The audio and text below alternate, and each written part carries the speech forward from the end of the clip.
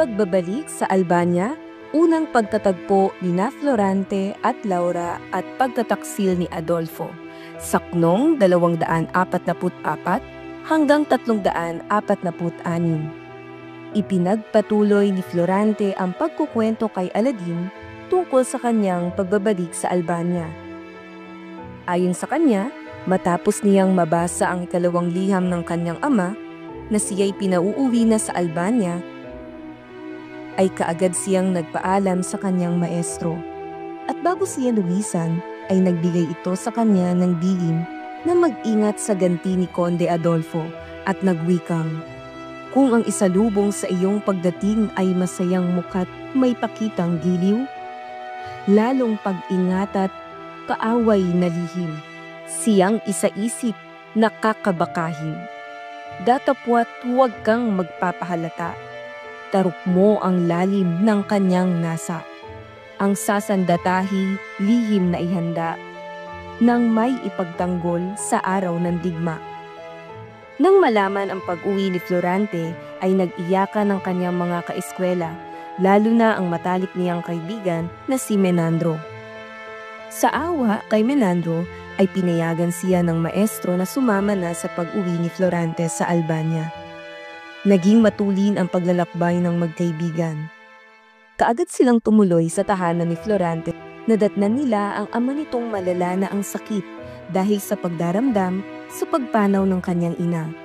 Nadurog ang puso ni Florante sa nadatnang kalagayan ng ama, bagamat hindi pa naghihilom ang sakit na naramdaman ni Florante dahil sa pagkamatay ng kanyang pinakamamahal na ina, ay saka sila nakatanggap ng liham mula sa embahador na ang bayan ng Crotona, ang kaharian ng kanyang ina na si Prinsesa Floresca, ay nilusob ni General Osmalik ng Persya sa pangunguna ni Aladin.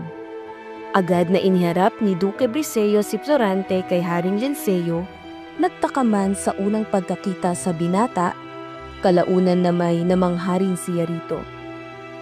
Piniling maging pinuno si Florante ng hukbo at maging kanang kamay niya ang kanyang matalik na kaibigan na si Menandro na lalaban upang ipagtanggol ang Crotona. Sa kanilang pag-uusap ay nasilayan ni Florante ang dalagang si Laura. Nakilala ni Florante ang anak ng hari, isang dalagang kaagaw ni Venus sa kagandahan. Isang kagandahang mahirap isiping makapagtataksil.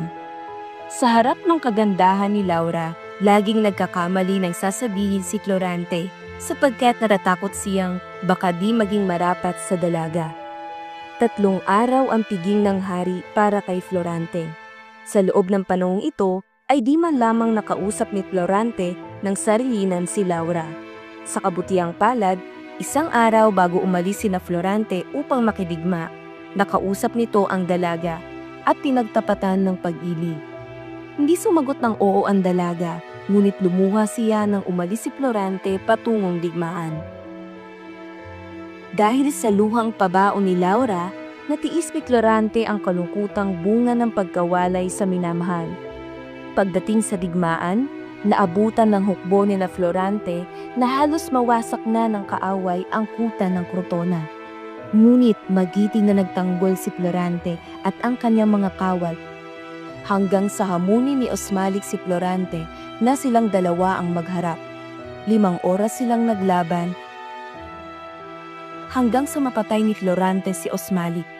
Ipinagbunyi ng taong bayan si Florante, lalo nang malamang ito'y apo ng hari ng Crotona.